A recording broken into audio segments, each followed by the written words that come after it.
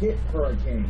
Much different. A lot of times these hurricanes are powered up in the open waters, and then by the time it hits land, it's not as rough or.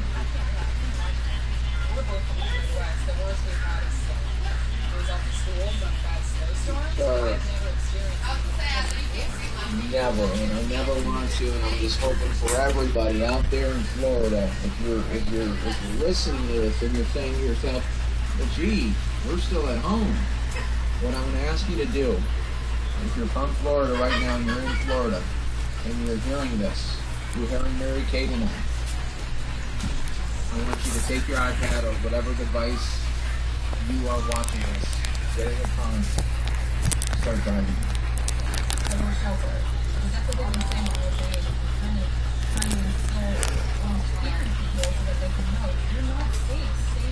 Yeah. Yeah, go somewhere, go inland, just don't hang out right by the coast. You know, if you lose your house, okay. You lose your boat, okay. Those are things. What happens when you lose a family member? Yeah, earlier they went to someone live who was saying, oh, this is great fishing weather. You know, I'm getting all the fish right now, no one else is out. You shouldn't be doing that. You shouldn't be doing that because you know what? Your boat could be rocked up on a hard rock and you're done. Right. It looks like we're getting more coverage here, and look at this. Now we're going to be going to an accident on a freeway there in Florida as people are trying to leave, but they are really getting a little bit too close now. Those are still on the scene. This is west of OBT. Yeah, the sign is saying. Look. Traffic is getting by, we want to mention, but just one lane. Look just to the left of all of the flashing lights, the farthest left flashing lights, and right underneath that, I believe, is the accident. It looks like or is that a sign? Is that a sign or is that a car on its side? I'm having a hard time because it's so difficult to see with all of the the moisture on the lens, but either way, there's a bad accident right there at I-4 and OBT, and it's not what you want to see when you're trying to get out of town. No, and the roads, frankly, have been kind of touch and go all night with sort of changing visibility as these fans move through. Again, another look right now. You can see I-4 at OBT, traffic getting passed in just one lane. But we have no word right now on the number of vehicles involved or the number of people injured, but safe to say only unless it's absolutely necessary should you be out right now. In fact, as we've been reporting all night, multiple counties have curfews in effect, including Seminole County, which starts tomorrow at 5 a.m. and runs through Saturday at 7 a.m.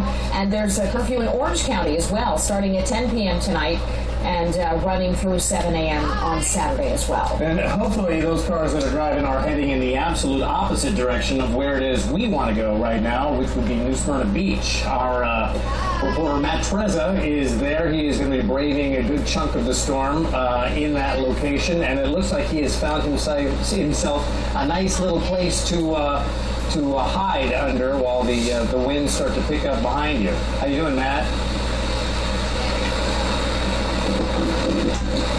Doing okay, yes. I have mercifully found an awning here that we're kind of hiding under while this kind of passes through the area. But right now, well, the rain has picked up a little bit, but that was only in the last couple of minutes. It had been actually fairly dry, I don't even want to say, for the last about 15 minutes or so. But now I guess we're starting to see another band of the hurricane come through, and so we're seeing the wind and the rain start to pick up. A lot of people here on Flagler Avenue, which is kind of the main strip here in New Smyrna Beach, have heeded the governor's words and boarded up shop like this restaurant here, and they have closed for the night. Normally this place is fairly bustling, but right now it is a ghost town. You can see across the street, everything is all kind of boarded up there. There's not a soul in sight aside from us. The only people I've seen out here are police vehicles, just patrolling, making sure that everyone is off the streets and either evacuated from the area or safely secured and sheltered inside. We understand that there is a curfew in effect here in Volusia County. It goes from midnight until 7 a.m. And if you are evacuating during that time, if you're leaving the area, police aren't going to stop you. But if you are just hanging out somewhere or loitering in the area, they could board up windows. And on those boards, there are the names of previous hurricanes that have come through the area. All those names X'd out, including Hurricane Mathew right now, along with the words, "riding out the storm."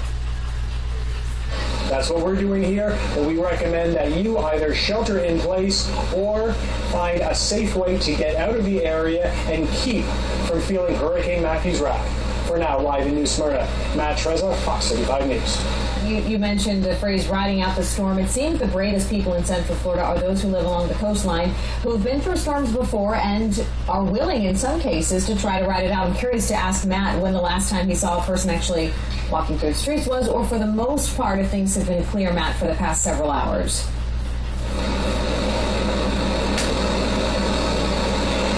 Well, we only recently came here. We've only been here for about an hour, and in that time since we've been here, I haven't seen anybody else besides police. Now, we drove down here from Daytona Beach, and we did see quite a few cars at that point that were going back and forth, trying to make it from Daytona Beach back toward the mainland, and a couple of people who were trying to get out to the hotels at Daytona Beach, and some of the people on the street right there. Now, I don't know how that looks right now, but definitely here on Flagler Avenue in New Smyrna Beach, it is quiet as a mouse. And like I said, the only folks that I've seen in at least the last hour besides us are police. Matt Trezza, Matt, thank you so much. There's a kind of an amazing picture if you look on Twitter. I've got it on mine. I tweeted it. Is all the people that are making their way away from the coast, and then the National Guard, a long line. There's no one on the highway except for the National Guard making their way to where people will be riding out the storm, and they'll be there for them when they can.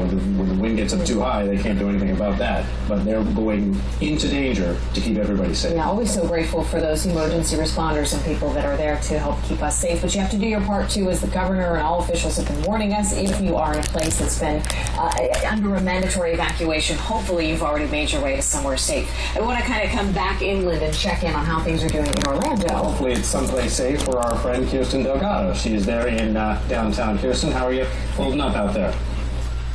Hey guys, we're here on Orange Avenue downtown, and as you can see, there's no cars behind me. That's a good thing. Why? Well, it's because people are heeding the warnings of Orange County officials to stay off the roads. That order began at about 5 or 6, and of course, the curfew is set tonight, 10 until 7 a.m. Saturday. Why is that important? Stay off the roads for your safety and the safety of first responders, so they have to come after and get you. Now, the bigger deal is down here is that the winds are going to kick up to about 38 miles an hour once the hurricane gets really underway here and it gets closer inland. It's drizzling here. It's been raining intermittently. It's been harder strains, the weaker strains. Right now we're in kind of a lull with a drizzle here happening. But the bigger concern here with rain is that these localized streets are begin to flood. There's already some water accruing, kind of normal water, nothing too serious right now. But as the wind bands begin to get stronger and the rain gets stronger, the rain is going to really impact this area, and we might have some localized flooding from downtown Orlando north all the way up to Apopka. Here in Orange County, Kirsten Delgado, Fox 35 News.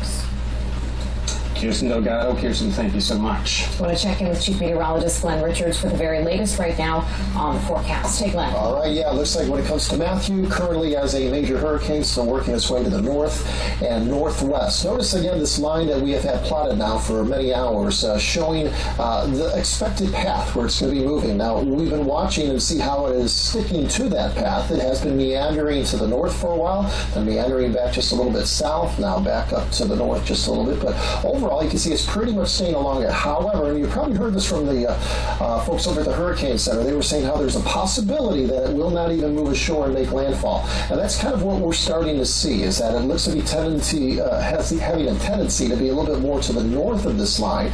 And many of the computer models continue to show that the center will stay just offshore. It's not a huge deal, and it's basically what we've been saying now for the last several days, that would be the potential, but it actually has a huge implication when it comes to the amount of wind and how far inland the wind goes. Right now, there are hurricane warnings up inland all the way through Orange County, Metro Orlando, Seminole County, Osceola County, Volusia County, and of course all the coastal counties. But right now, it is possible that if in fact the center stays just offshore and the wind field being much lighter on the west side, that those hurricane force winds may never even reach into Metro Orlando. Very possible. So just be aware of that as we go through late tonight and early in the day for tomorrow. 130 mile per hour winds officially. We'll get a brand new advisory coming up here at 11 o'clock, so in about another 45 minutes or so, we'll start to get it in here into the weather lab. Here's a look at the spaghetti plot, in other words, the different computer models, and watch how most of them are now just offshore. Whereas earlier today, they're all bringing it ashore right near the Cape or central Brevard County, and this is the normal thing. It doesn't mean anything's wrong,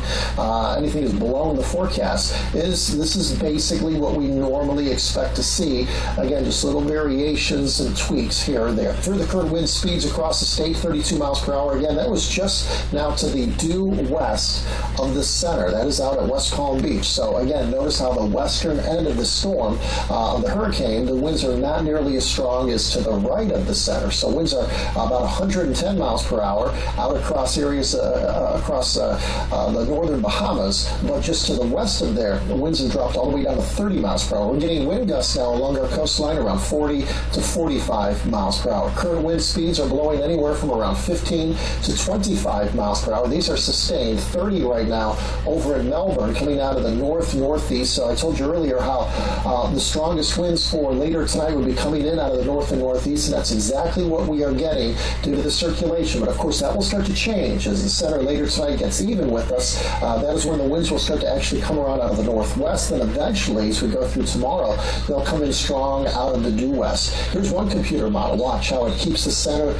just offshore, moving to the north, never officially making landfall, and then making that little loop-de-loop curl after that, and then showing potentially back up in South Florida. The next computer model, which earlier today was sitting right over land, was even a little bit inland, with the eye wall on the east, again, the eastern eye wall sitting right along the coastal counties. Well, now it has pushed it back offshore just a little bit. So that is a nice trend to see. So that is a possibility. As I mentioned, we would have a definite decrease in winds in Orlando. Still would have hurricane force, no doubt about that, along the coast with plenty of power outages and still plenty of destruction expected.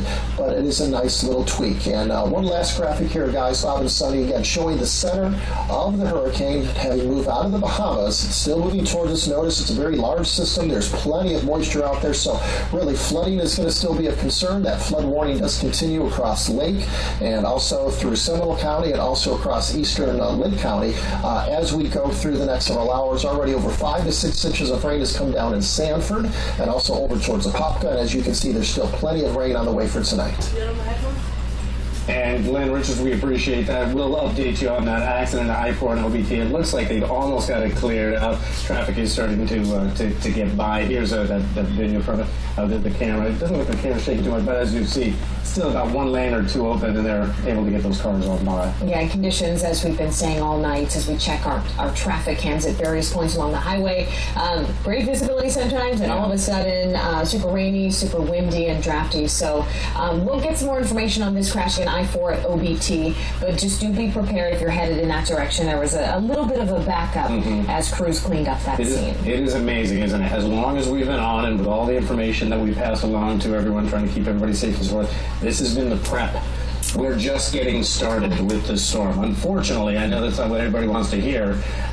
It started today, but it's going to go well into tomorrow. It'll be 5, 6 o'clock before things start to calm down here in Central Florida. Right, with the busiest hours, as you just heard Glenn mention, being tomorrow morning. So do be aware of that. And be careful and be safe. Hopefully, wherever you are right now, I see cars on the road, but wherever you are right now, that's probably where you want to be and where you want to stay and ride out the storm there. We'll give you as much information as we can here on Fox 35. We're not going anywhere. We're going to keep it going through, when Mathew decides to make his exit, and as I think the sentiment from all of us is, don't let the screen door hit you. So we're going to be here for days is what we're trying to say.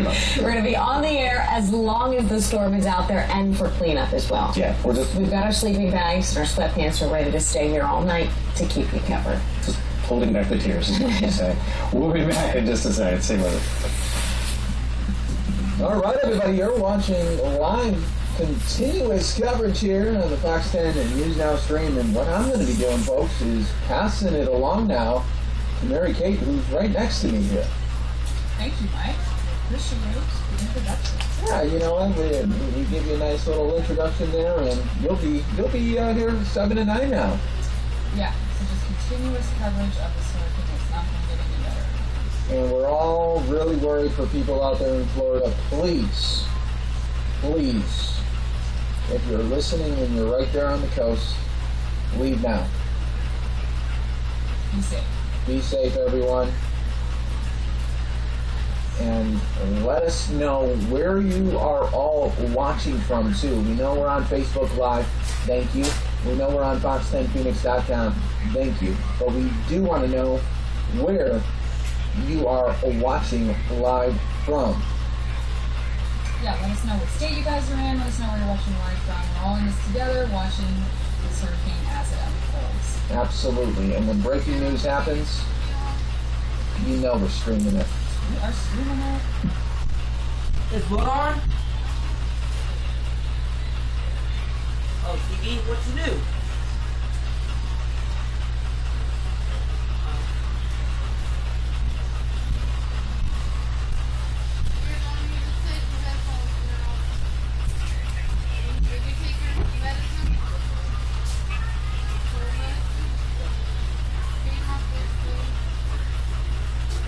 How many droplets?